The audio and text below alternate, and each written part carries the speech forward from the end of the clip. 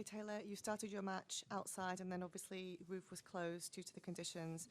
Did that change anything for you? How did you find that today? I'd say from the ground, I probably wanted it to be faster, so it would have been nice if we kept playing outside if it was hot. But when we closed the roof, it allowed me to kind of we walked off the court, got a chance to regroup a little bit. I came out a little bit, a little nervy, first match at a slam as a top 8 seed, so a little bit nervous. Let me kind of regroup, calm down a little bit. And I felt like with the roof closed as well, it was easier to serve because it cut out the sun, cut out the wind. So how I'd serve the ball on both sides is exactly the same once the roof was closed. So it allowed me to kind of just get into like a really good serve rhythm for most of the match. Thank you. Questions, please. Just touching on the nerves you were feeling early in the match. You obviously have just watched the Netflix documentary where you got to see, behind the scenes where you're talking with your coach about the mental side, and that's something you're working on. Like, is that another learning curve, what you've experienced today? I wouldn't say so. I'd say it's just pretty normal when you're, high seed, expected to do well, coming out at a, super important tournament like a Grand Slam. It's been dealing with it for a long time. Basically, every Grand Slam, it's like that, and kind of once you just get through that first match, then you feel a lot better. And even for me, it was just getting past the first 20 minutes of the match and just loosening up and feeling better. So it's normal. There's always going to be pressure. It's always the most when you're expected to win. So.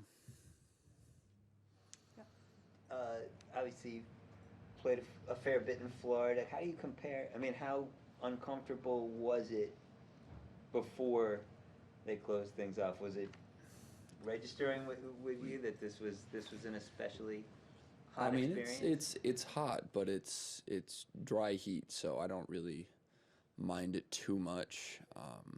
I think playing in DC last year, U.S. Open some years is much worse because it's so hot. Plus the humidity. When it's like today, it's not that humid.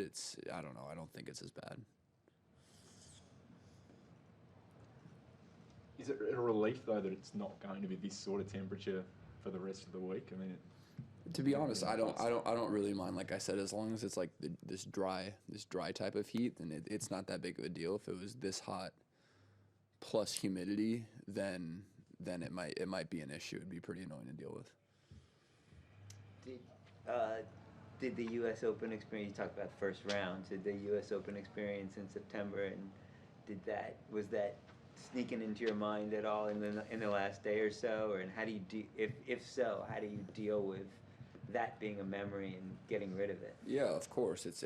I think it adds pressure to my match today, knowing that I went out in the first round of the last Grand Slam. It'd be now I know that it's a possibility. It's something that can happen, and it would be really bad to let it happen again, especially when I feel like I've been playing really well, and this is this tournament's a really good opportunity for me to have a big week. So yeah, like I said, it's just it probably added to the pressure of performing today, but it's just good to kind of get through this one, and now I kind of play myself in the tournament, and I'll feel 10 times better going into the next match. Hey Taylor, how do you go about figuring out who to practice with leading into tournaments like this?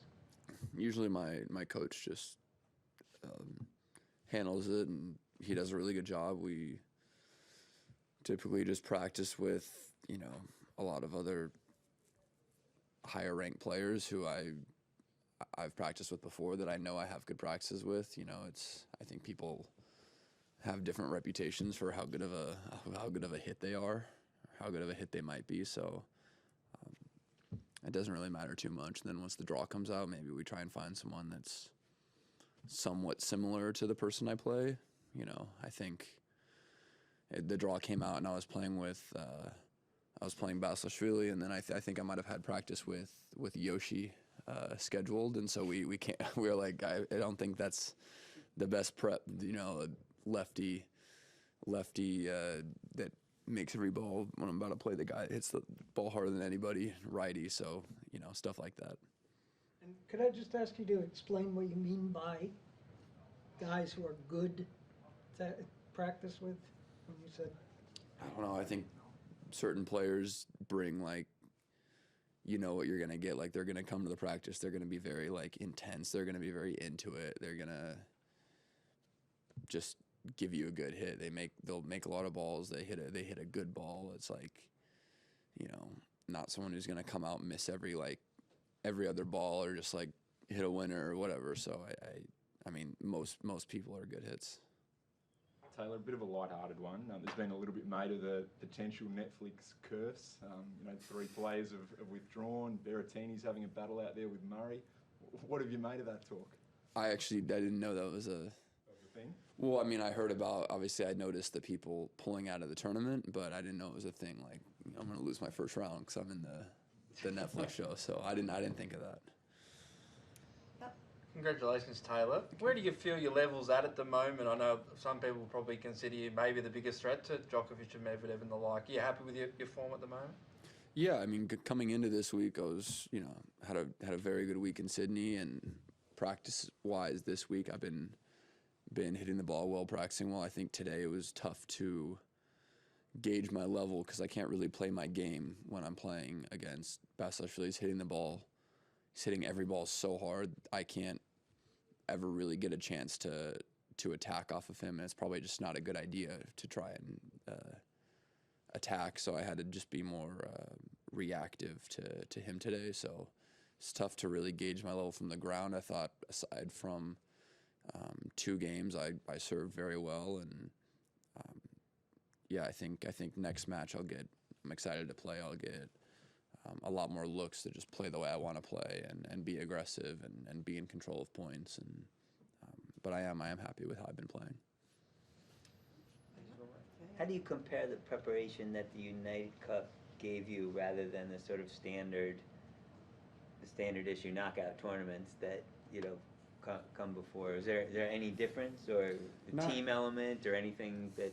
Not really. I mean, it's I guess like if I were to lose I were to lose the matches in the group stages, I would still have matches guaranteed. You are guaranteed at least 2 matches at United Cup, which is nice. And I did play like a very high quality of players throughout the whole event.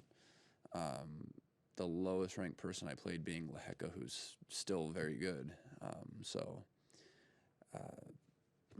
I guess, I don't know, I got a lot of prep playing like top 15 players, and that's, I guess, not quite normal. You'd play like 4 guys in the top 15 maybe the week before. Taylor, looking ahead to your second round, you obviously don't know your opponent yet, but one of them is potentially Australia's Alexei Popyrin. What can you tell us about that matchup? Obviously another big striking guy. Yeah, I mean, we just played in EXO in Kuyong a couple of days ago, and he honestly plays kind of similar to myself. He big serve, looks to get around and attack with his forehand, and he's got a pretty solid backhand. So, and I know he always plays well this time of the year, especially. I mean, most Australians like to fire it up this week. Thank you very much, everybody. Thanks, Taylor. Thank you, Taylor.